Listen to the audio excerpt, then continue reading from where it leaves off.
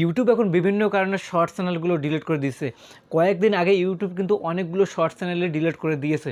তো বন্ধুরা এই চ্যানেলটি দেখুন পুরো 20 মিলিয়ন মানে 1 লক্ষ না 2 লক্ষ না 1 কোটিও না, পুরো 2 কোটি সাবস্ক্রাইবার এই চ্যানেলে কিন্তু ছিল।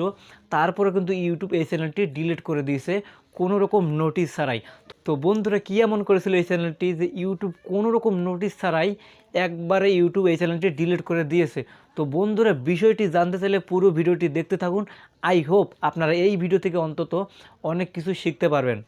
যবে থেকে ইউটিউবের শর্টস চ্যানেল মনিটাইজ চালু হয়েছে তবে থেকে ইউটিউবে কিন্তু শর্টস চ্যানেল অনেকগুলো ক্রিয়েট হয়েছে। আপনারা যারা ফরেন কান্ট্রির ভিডিওগুলো নিয়ে বা ফরেন কান্ট্রির শর্ট ভিডিওগুলো নিয়ে সেখান থেকে ফিল্টার করে এডিটিং করে আপনাদের ভয়েস দেন, তো ভয়েস দিয়ে যখন আপলোড করেন তো এই ধরনের ভিডিও আপলোডের কারণে অনেক সময় কিন্তু আপনাদের চ্যানেলেও রিউজড কন্টেন্ট আসার কারণে আপনাদের চ্যানেলটাও সাসপেন্ড হতে পারে।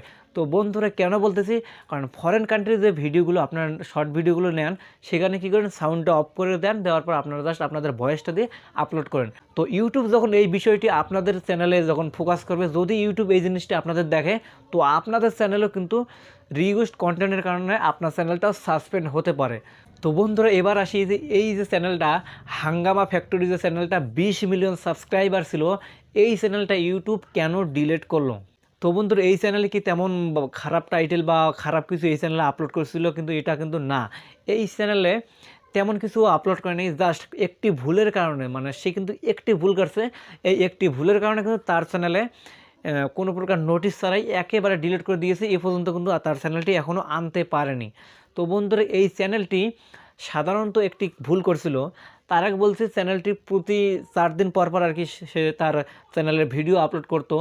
তো একদিন সে ভিডিও আপলোড করলো, দেন আপলোড করার পর সে দেখতে পারলো যে তার যে ভিডিওতে টাইটেল বা ভিডিও এডিটিং করার সময় অনেকে কিন্তু সেখানে টাইটেলটা ইন্ট্রো হিসেবে দিয়ে দেয়। সে তার টাইটেলে একটি ভুল করছিল, মানে একটি অক্ষর আর কি ভুল করে লিখছিল। দেন এই ভুল করার কারণে সে কী করলো, আবার ওই ভিডিওতে কিন্তু 1 লক্ষেরও বেশি বা তারও বেশি কিন্তু ভিউজ হয়েছিল। সে দেখতে পেলো তার চ্যানেলে মানে একটি টাইটেল বা মানে তার উপরে যে ডিসক্রিপশন টাইটেল থাকে সেটা না, তার ভিডিওর মধ্যে একটি টাইটেল সে দিয়েছিল, ওই টাইটেলটা একটু ভুল হয়েছিল। সে কী করলো, ওই তার যে ভিডিওটা ছিল ওটা সে মানে ডিলিট করে দিল।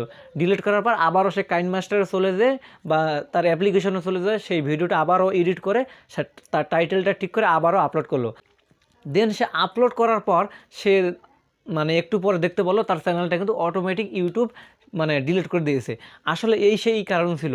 মানে আপনারা কখনও এই ভুলটি করবেন না যে আপনাদের ভিতরে যদি কোনো রকম বা এডিট করার সময় যদি কোনো রকম ভুল হয় তো আপনারা সেটা আবার ডিলিট করবেন না। যদি কোনো রকম ভুল হয় আপনারা কমেন্টে অথবা ডিসক্রিপশন বক্সে সেটার মানে কিছু একটা লিখে দেবেন যে সরি বা এই বিষয়ে আপনারা কিছু লিখে দেবেন, কিন্তু কোনোদিনও সেটা আপনারা ডিলিট করবেন না। আর যদিও ডিলিট করেন সেখানে কিন্তু আপনারা সেই ভিডিওটা কিন্তু আবারও আপলোড করবেন না।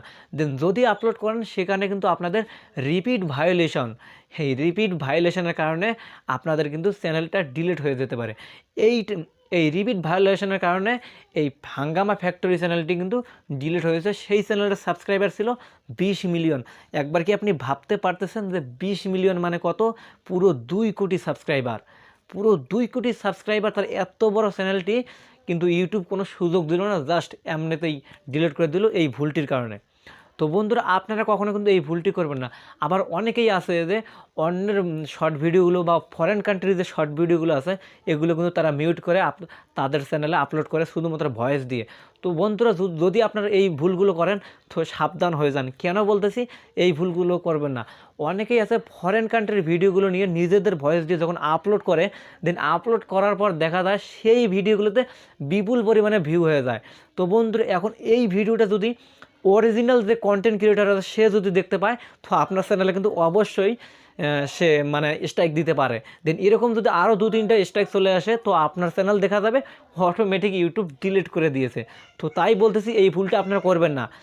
যদিও আপনারা এই ধরনের শর্ট ভিডিও বানান তাহলে আপনাদের ক্রিয়েটিভ কমন মানে ক্রিয়েটিভ কমনের যে আন্ডারে যে ভিডিওগুলো আছে এই ক্রিয়েটিভ আন্ডারে যে ভিডিওগুলো আছে এই ভিডিওগুলো দিয়ে কিন্তু আপনাদের শর্ট ভিডিও বানাতে হবে।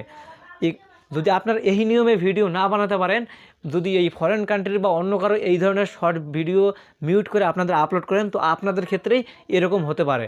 তো বন্ধুরা, ভিডিওটি আজকে এ পর্যন্তই। ভিডিওটি যদি উপকারী হয় তো প্লিজ চ্যানেলটি সাবস্ক্রাইব করতে ভুলবেন না। আল্লাহ হাফিজ।